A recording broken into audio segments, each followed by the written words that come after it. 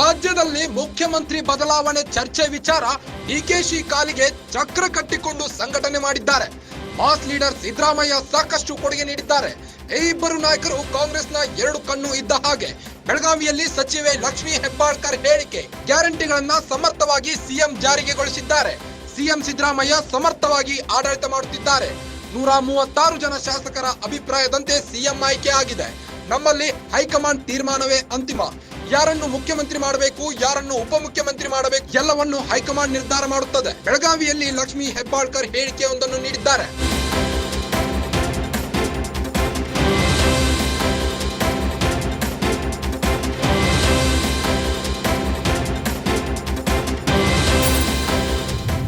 ರಾಜ್ಯದಲ್ಲಿ ಮುಖ್ಯಮಂತ್ರಿ ಬದಲಾವಣೆ ಚರ್ಚೆ ವಿಚಾರವಾಗಿ ಡಿಕೆಶಿ ಕಾಲಿಗೆ ಚಕ್ರ ಕಟ್ಟಿಕೊಂಡು ಸಂಘಟನೆ ಮಾಡಿದ್ದಾರೆ.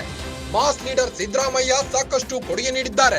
ಈ ಇಬ್ಬರು ನಾಯಕರು ಕಾಂಗ್ರೆಸ್ನ ಎರಡು ಕಣ್ಣು ಇದ್ದ ಹಾಗೆ. ಬೆಳಗಾವಿಯಲ್ಲಿ ಸಚಿವೆ ಲಕ್ಷ್ಮೀ ಹೆಬ್ಬಾಳ್ಕರ್ ಹೇಳಿಕೆಯೊಂದನ್ನು ನೀಡಿ ಗ್ಯಾರಂಟಿಗಳನ್ನ ಸಮರ್ಥವಾಗಿ ಸಿಎಂ ಜಾರಿಗೆಗೊಳಿಸಿದ್ದಾರೆ. ಸಿಎಂ ಸಿದ್ದರಾಮಯ್ಯ ಸಮರ್ಥವಾಗಿ ಆಡಳಿತ ಮಾಡುತ್ತಿದ್ದಾರೆ. 136 ಜನ ಶಾಸಕರ ಅಭಿಪ್ರಾಯದಂತೆ ಸಿಎಂ ಆಯ್ಕೆ ಆಗಿದೆ.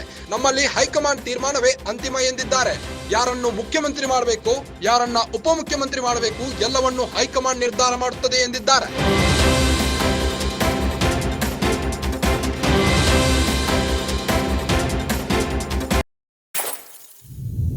ಮೊದಲನೇದಾಗಿ ನಮ್ಮ ಪಕ್ಷದಲ್ಲಿ 136 ಜನ ಶಾಸಕರ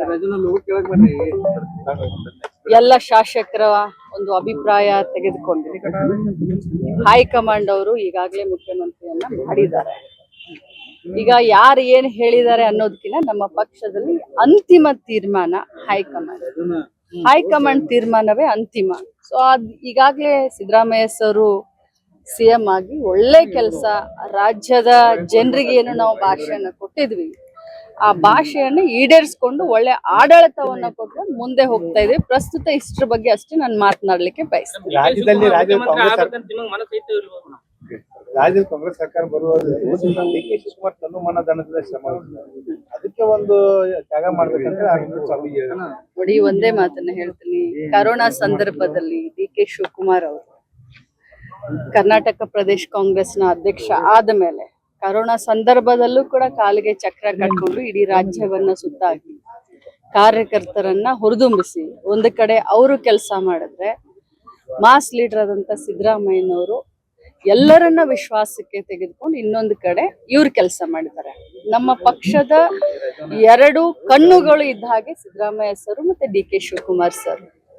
ಅವ್ರಿಗೆ ಆಗ್ಬೇಕು, ಇವ್ರಿಗೆ ಆಗ್ಬೇಕು, ಇದು ಪ್ರಸ್ತುತ ಅಲ್ಲ. ನಾವು ಏನು ಸರ್ಕಾರ ಬಂದ ಮೇಲೆ ಕರ್ನಾಟಕ ರಾಜ್ಯ ಜನತೆಗೆ ಏನ್ ನಾವು ಮಾಡ್ತೀವಿ ಅಂತಂದಿದ್ವಿ, ಒಳ್ಳೆ ಆಡಳಿತ ಕೊಡ್ತೀವಿ, ಅದನ್ನ ಮಾಡ್ತಾ ಇದ್ದಾರೆ. ಏನೇ ತೀರ್ಮಾನ ಇದ್ರೂ ಕೂಡ ಅದು ಹೈಕಮಾಂಡ್ ನಿರ್ಣಯ.